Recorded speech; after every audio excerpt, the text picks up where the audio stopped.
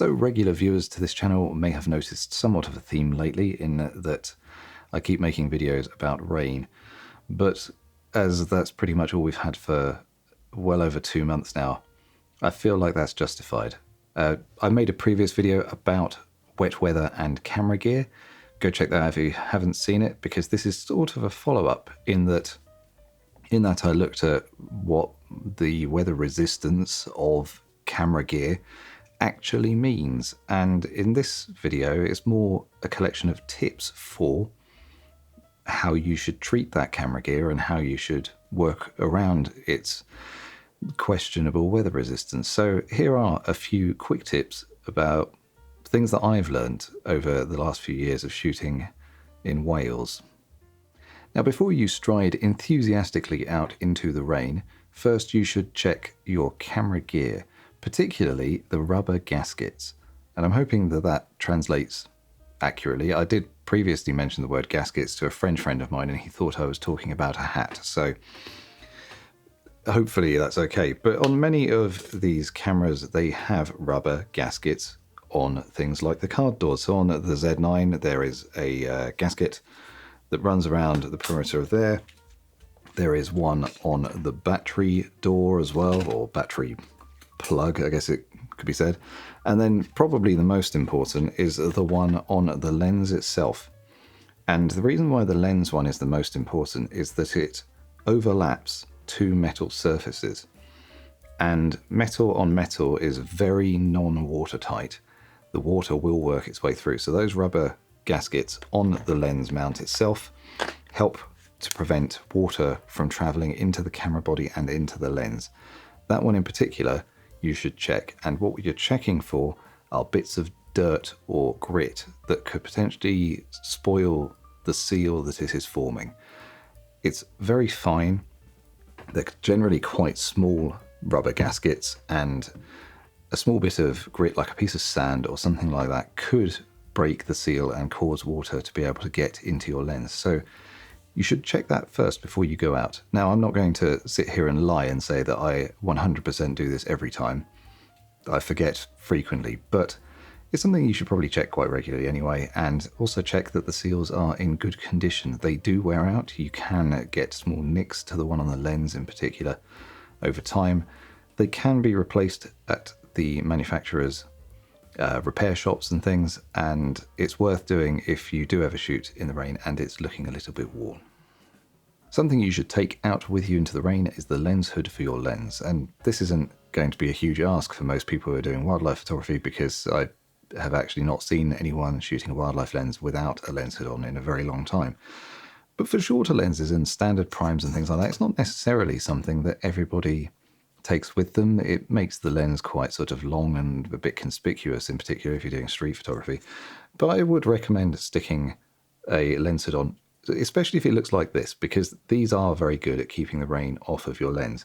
If it looks like this, one more common with wide angles, I probably wouldn't bother that much. It won't provide that much protection. It still provides flare resistance and things like that, but it's not quite as useful. But these sort of deeper ones, they do help keep your front element dry, and it's just less hassle. You don't have to be sat there drying it off all the time. And the longer you're out in the rain, the less you are dry yourself. You won't have as many dry fabrics with which to dry your lens. They'll be getting damp as well.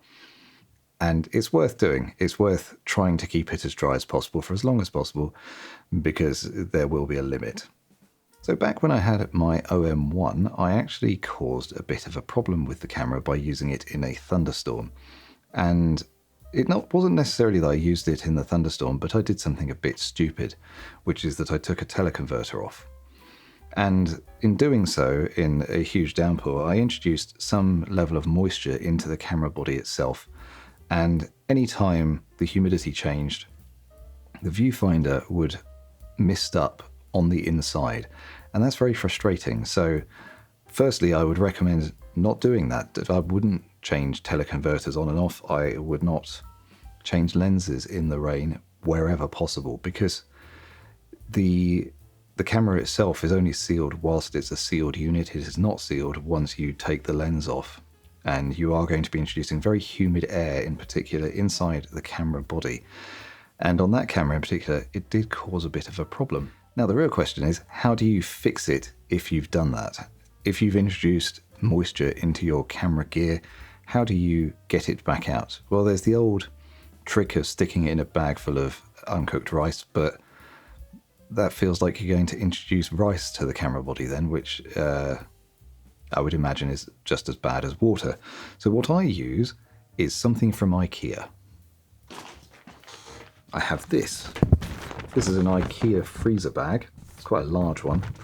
And you'll note that it is completely full of silica gel packets. So every time I buy something that comes with a silica gel packet, it goes in here. And then I keep this in a drawer and I keep it sealed, and ideally with no air in it. And when I introduced moisture into my OM1, I stuck it without the body cap into this bag, sealed it because it has a double seal, and left it for a couple of days in a nice warm room, and it completely solved the problem. So this is my patented drying technique, and I can highly recommend it. It does work very well. You do need to change out the silica gel packets vaguely regularly. They obviously absorb water, but everything seems to include them these days when it's shipped, particularly fabrics, you know, camera bags and things like that. And as we all tend to buy far too many camera bags, you probably end up with quite a steady supply of the things. And it's worked very well for me in the past, and I still use it pretty much every time I go out in the rain. If I feel like the camera needs a bit of assistance in terms of drying out, I do stick it in there, and it's worked very well for me so far. When I'm drying out my camera gear, I do like to separate it out as much as possible. So if I have zoom lenses, for example, and I've used them in the rain, I tend to extend them out fully to try and get as much moisture out as possible. I do tend to detach them from the camera body. I tend to put the camera body or anything that's really wet inside my special patented drying bag. One thing that I often forget to do, but I would recommend doing, is removing your tripod plates, because these tend to accumulate water underneath them and it basically never comes out, particularly these Peak Design ones, which have these sort of little pockets almost for the water to sit in. And I don't think it's going to cause any damage to the cameras. Usually it's like a metal plate on the bottom anyway, but I do tend to take them off just to make sure that I'm getting all of the water out of that area. In my previous video, I mentioned about the potential for getting grit, wet grit, in moving parts of your lens. So if you have a zoom lens and you notice it feeling gritty because you shot in the rain and some grit's gone in it, that's not going to come out while it's wet. I would recommend fully extending it, like I've already said, and leaving it to dry, and then by moving it and manipulating it in different directions and upside down and that sort of thing, it will just come back out once it's dry pretty much all the time. I've not had any problems with it myself. It's always come back out.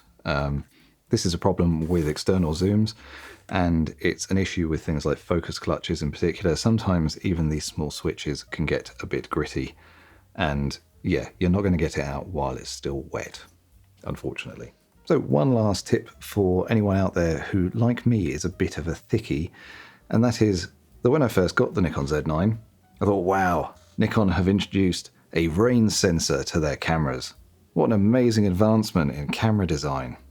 Because when I used it in the rain, the touchscreen turned off automatically. I thought, this is amazing, because you can't rotate the screen to disable it in the rain, which I do often on other cameras. But no, I was being stupid. It was a drop of water on the IR sensor that swaps between the EVF and the touchscreen. So my top tip for everyone else out there who obviously has this same problem, and it's not just me, is that you can just wipe that away with your finger. And that's pretty much it for my tips for wet weather photography. I'm sure I'll come up with some more in the future, because I don't really get to do much else right now. It's probably going to rain for the next few months solid as well. If you have any of your own, please do put them down in the comments below. I'd be really interested in reading them. Thank you very much for watching. I'll see you next time.